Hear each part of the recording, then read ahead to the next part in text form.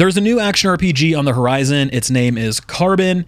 It is currently in pre-alpha, but they just wrapped up their very first playtest. And I gotta say, guys, I am confident and very much looking forward to getting into this game and seeing where we are at when 1.0 finally comes around, because even the small vertical slice that I've seen so far and have gotten my hands on has been really fun. Typically with pre-alpha games, you go, you kind of look around, you explore, and then that's it, right? You're like, hey, I'm done. I went back to Carbon a few times to play through again and try different builds because it's just an interesting game.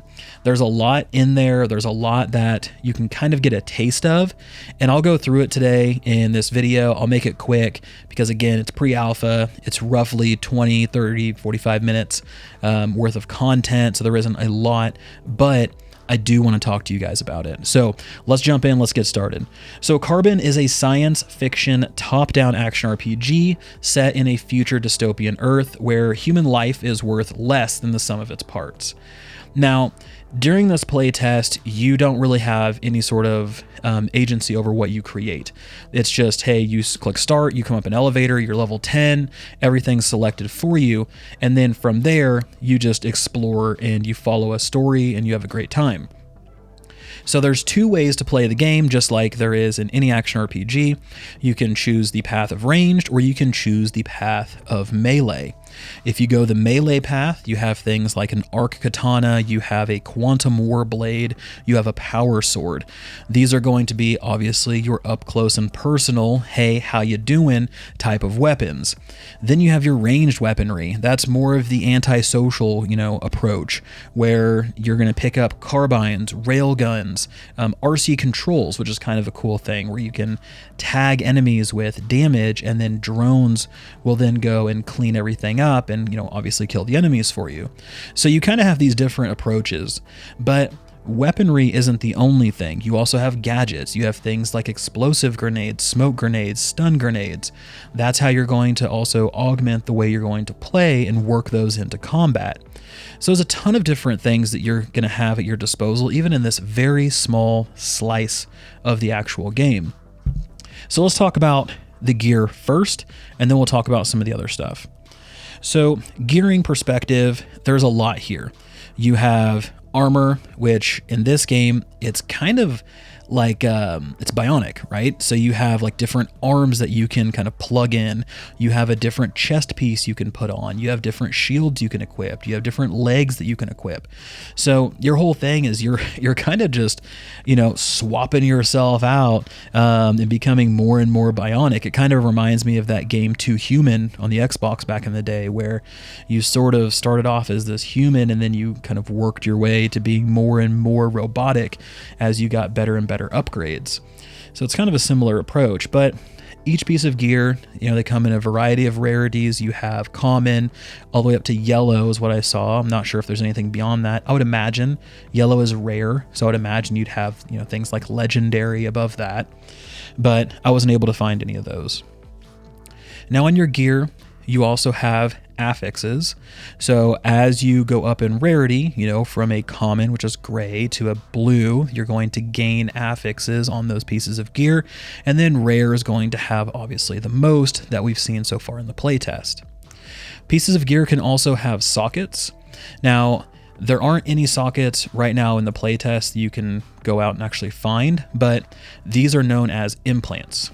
And then these implants can be used for stat bonuses, things like that, as well as some other things. So we do have that going for us, and that's just an additional layer of customization that you can bring to the table. So gearing, pretty great. It kind of follows the action RPG format, which is good. I feel like too many games these days try to reinvent the wheel for certain core pillars of an action RPG, and I'm very glad that this one did not try to do that. And that's a perfect segue into combat. So gearing and combat are tied very closely together. Now, in every action RPG, obviously they are, because whatever you equip is going to affect your combat effectiveness. But in Carbon, your weapons have your skills attached to them. So for instance, if you have a power sword, you're going to have charge and cleave as your 2 melee abilities.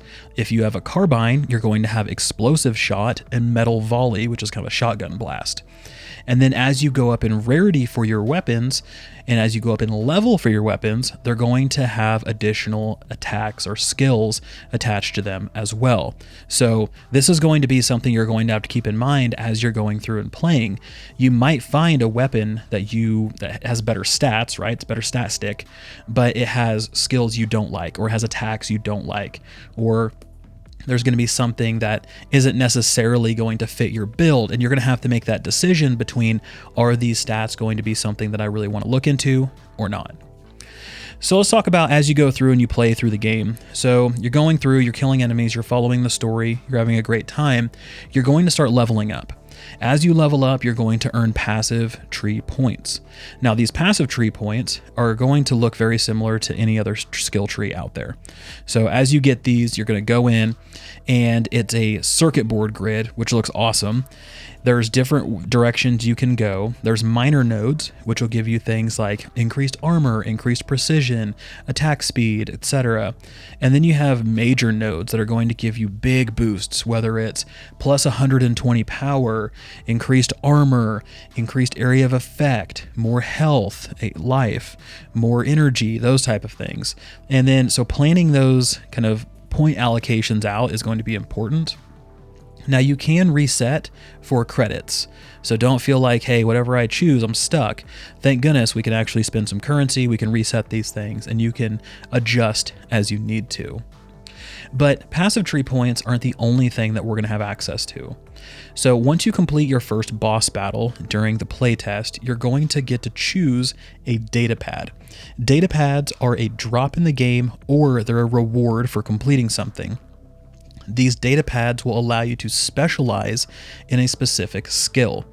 When you do that, it's going to unlock a skill tree that you can then spend points on. If you've played Last Epoch, this is something similar, how each skill has its own tree.